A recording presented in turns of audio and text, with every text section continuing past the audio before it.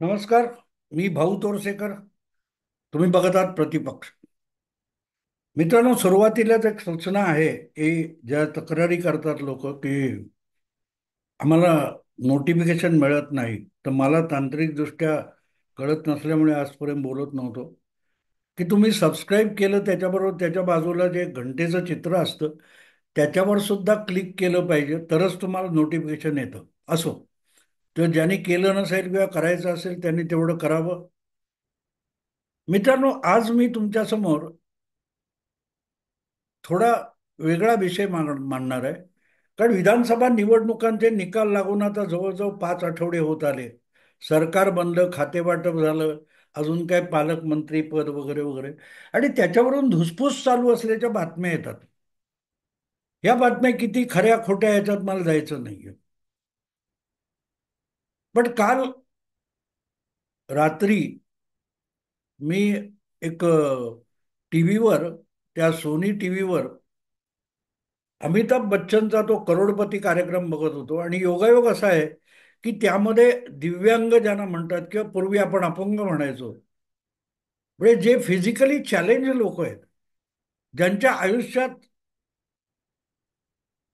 कशाला जगायचं असा प्रश्न त्यांच्या आयुष्यात नंतर त्यांना समज आल्यावर किंवा त्यांच्या बालपणी त्यांच्या पालकांच्या मनात आलेला असेल, अशा लोकांना तिथे बोलवून त्यांनी कसं त्या स्पर्धेत कौन बनेगा करोडपतीमध्ये हे केलं. त्याच्यावर एक थोडंसं त्यांनी वेगवेगळ्या वेळची लोक आणून दाखवली, आणि ते बघत असताना माझ्या डोळ्यात अनवधानाने पाणी आलं. त्यांच्या त्या कहाण्या ऐकल्यानंतर एक पंजाब मधला कुठला तरी मुलगा होता, त्याला असं थोडं पोक आलेलं आहे आणि काहीतरी 8-10 शस्त्रक्रिया झालेल्या आहेत, आणि काय काय काय काय, आणि तो मुलगा ज्या सहजपणे उत्तरं देत होता, आणि आपल्या आपल्या आयुष्यात अडचणी काय आहेत हे तो इतका हसत खेळत सांगत होता.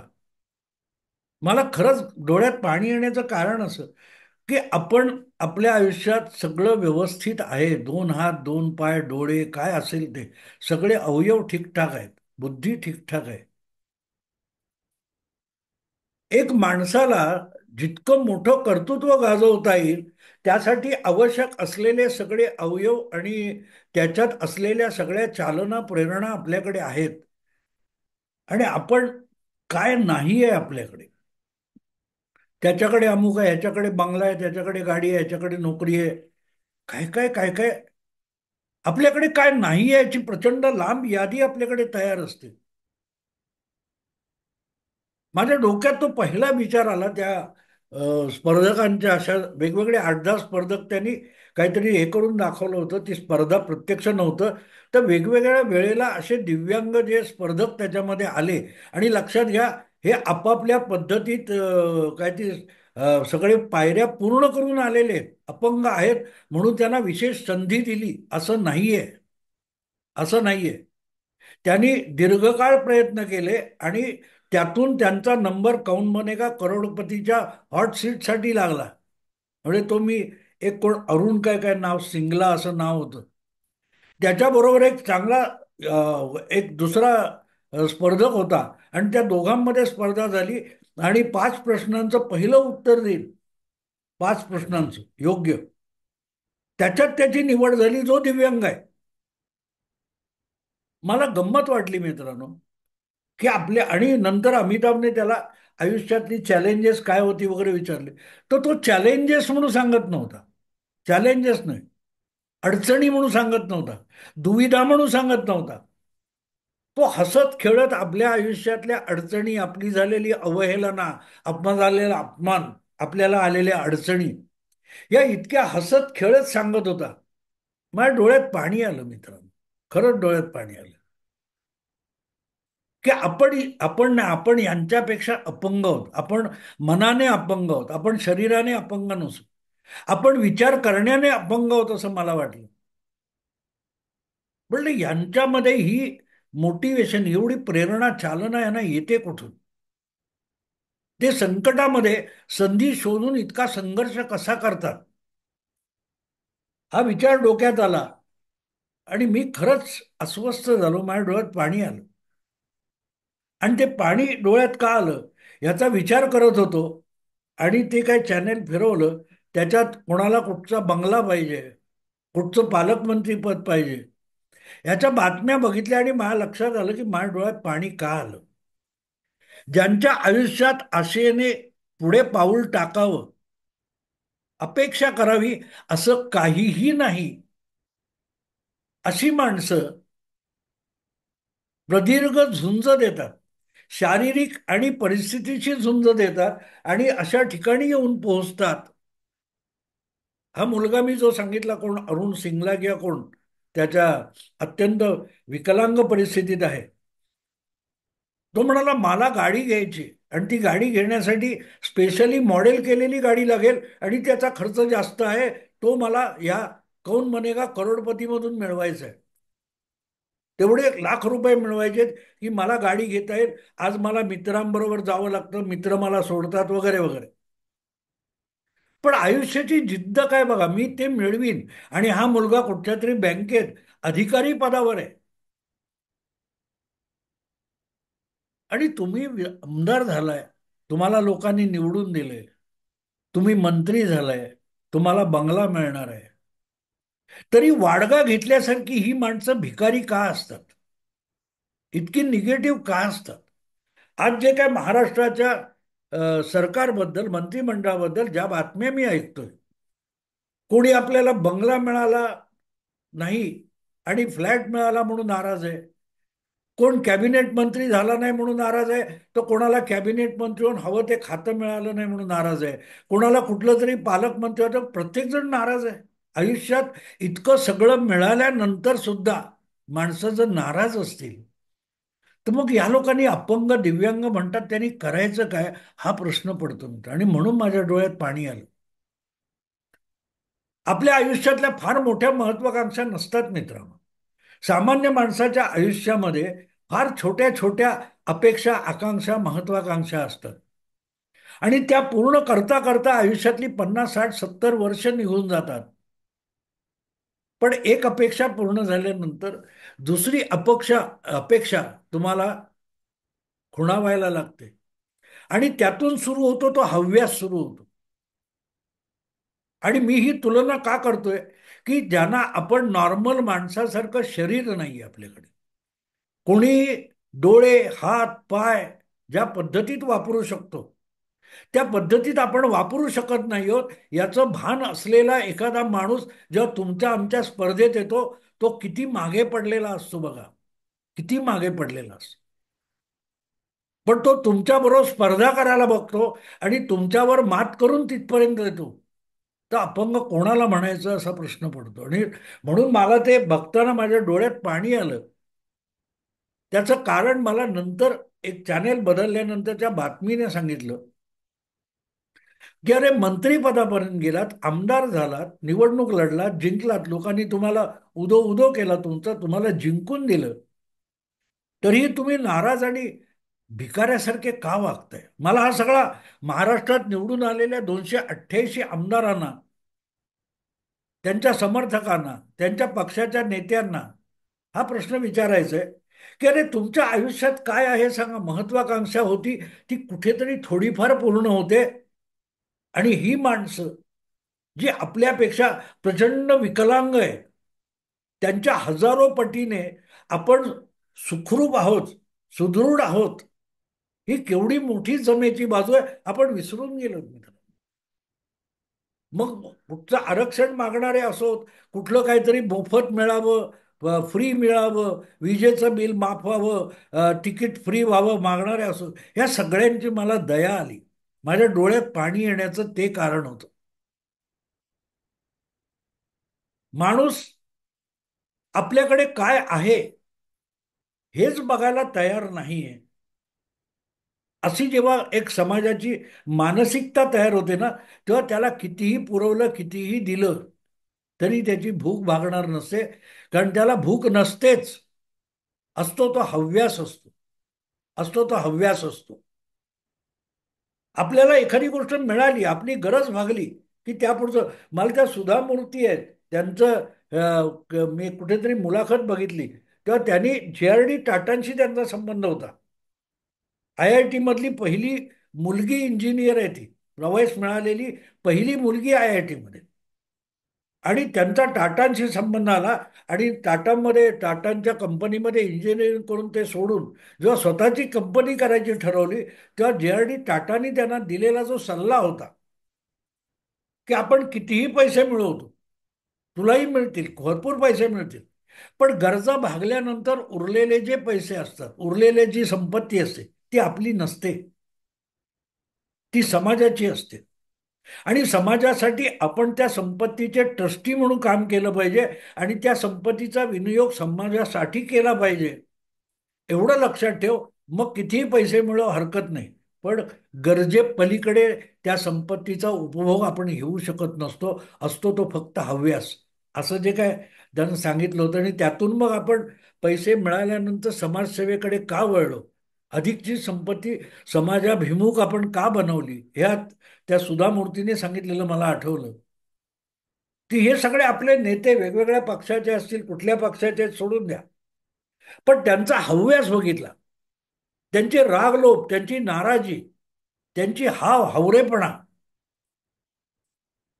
त्यामुळे माझ्या डोळ्यात पाणी आलं. त्या अपंगांची विकलांगता बघून माझ्या मनामध्ये डोळ्यात पाणी नाही आलं, भावना हळव्या नाही झाल्या. माझ्या भावना हळव्या सुदृढ लोकांसाठी झाल्या, ज्यांच्याकडे सगळं काही आहे पण कर्तृत्व गाजवायची इच्छा नाहीये.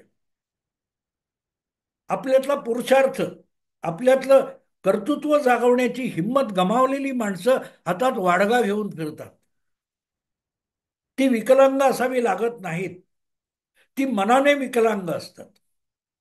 नाहीतर जिद्दीने अपंग विकलांग होऊन सुद्धा जी माणसं तुमच्या आमच्या स्पर्धेत कुठच्या कुठच्या असेल, कुठच्या खेळाच्या स्पर्धेत असेल, किंवा अशा कोण म्हणूया करोडपतीमध्ये असेल, किंवा नोकरी व्यवहारामध्ये कामकारामध्ये असेल, व्यवसायामध्ये असेल. मध्यंतरी मी एका बँकेचे अध्यक्ष बघितले, ते विकलांग होते.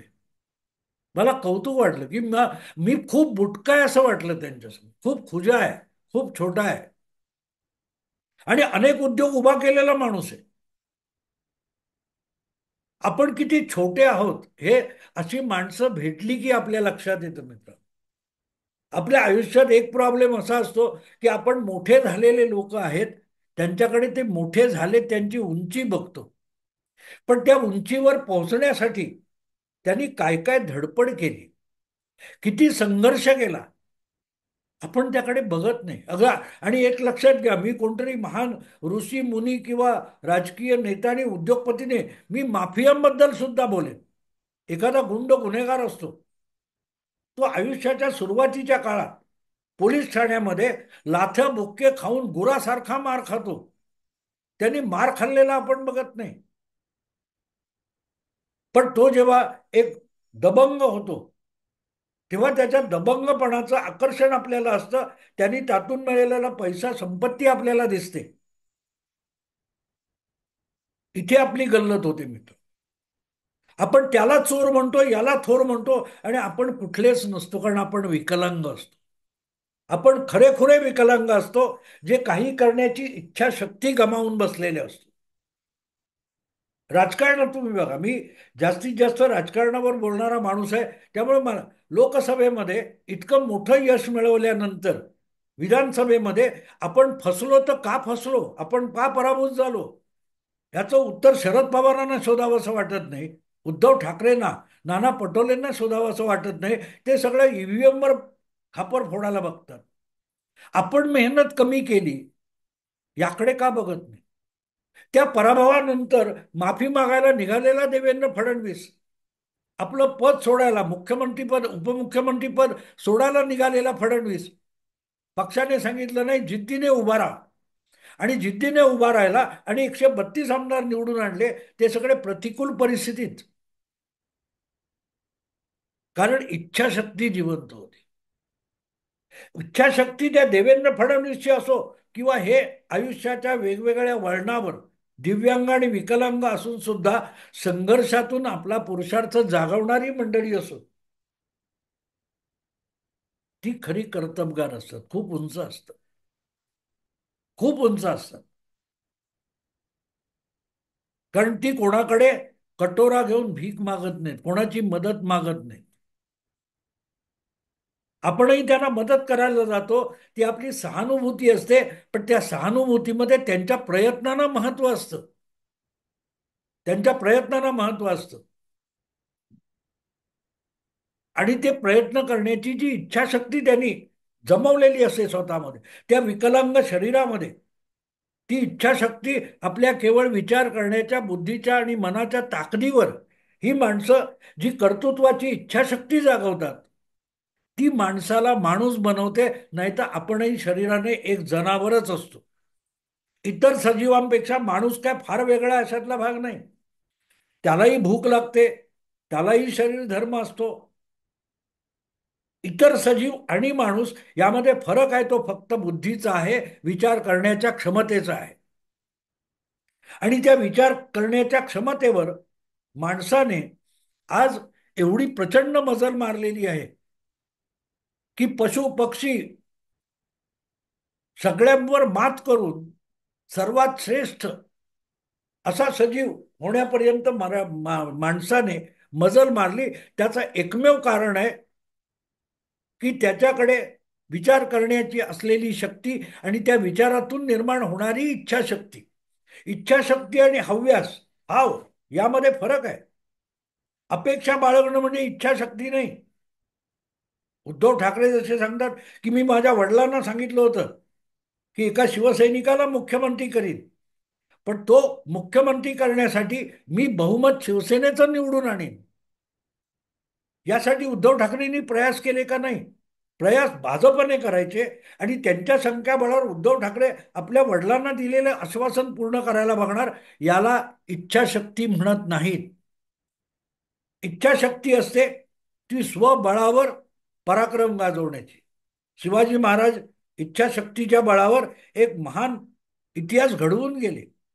जयललिता आहे, जयललिता ज्यावेळेला त्यांचा पक्ष फुटला आणि फक्त 22 आमदार निवडून आणले, विरोधी नेता झाल्या तमिळनाडूच्या विधानसभेमध्ये, त्या तमिळ डीएमकेच्या सदस्यांनी त्यांचे कपडे फाडले होते, केस ओढले होते. विधानसभेतून बाहेर पडताना त्यांनी सांगितलं की परत मुख्यमंत्री होऊनच परत येईन. आणि 5 वर्षांनी ती महिला अण्णा द्रमुक हा पक्ष बहुमतात निवडून आणून मुख्यमंत्री म्हणून विधानसभेत आली.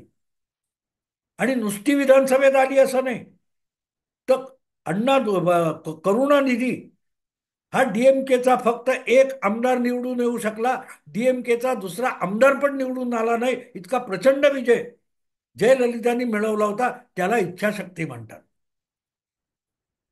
स्वबळावर उभं राहणं म्हणजे काय, हे ज्याला कळत नाही त्याने पराक्रमाच्या फुसारक्या मारण्यात अर्थ नसतो. मागावं लागत नाही. कुठलंही पद, कुठलाही अधिकार, कुठलंही स्वातंत्र्य हे मिळत नसतं. तुम्ही मिळवता, कमावता, हिसकावून घेता, ते स्वातंत्र्य असतं. कोणी तुम्हाला आयतं स्वातंत्र्य देत नाही. राजकारणात असो, सार्वजनिक जीवनात असो, पत्रकारितेमध्ये असो, कुठेही असो. आणि म्हणून त्या अमिताभच्या त्या विकलांग लोकांच्या कार्यक्रमाचे ते तुकडे तुकडे ते क्लिपा जोडून त्यांनी केलं होतं, ते बघताना मला एक मुलगी त्याच्यात आली होती कुठली तरी. आणि तिला जे काय त्याच्या ऑपरेशन करायचंय, डोक्याचं मेंदूचं काय ऑपरेशन करायचंय, त्याचे पैसे काय पाहिजेत, आणि त्या पैशासाठी ती लढवत होती. आपल्या ऑपरेशन, एक विकलांग मुलगी आपल्या ऑपरेशनचं पैसे मिळवायचे, जमवायचे, म्हणून कौन बनेगा करोडपतीसाठी इतका प्रचंड अभ्यास करते. आणि सगळ्या सुविधा असून आपली पोरं अभ्यास करत नसतील, तर ती मुलं अधिक सशक्त म्हणतो मी. माझ्या डोळ्यात पाणी तेवढ्यासाठी आलं की आपल्याकडे सगळं होतं. या मुलांपेक्षा आपण किती सुदृढ आणि सशक्त होतो, ही जाणीव जी होती. निवडणुका जिंकून मंत्रिपद मिळवल्यानंतर सुद्धा जेव्हा आपण नाराज असतो, तेव्हा आपण मनाने भिकारी असतो.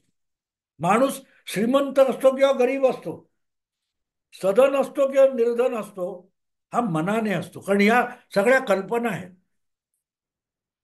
दोन वेळची भूक भागवण्यापलीकडे कसलीही श्रीमंती नसते मित्रांनो. कसलीही श्रीमंती नसते.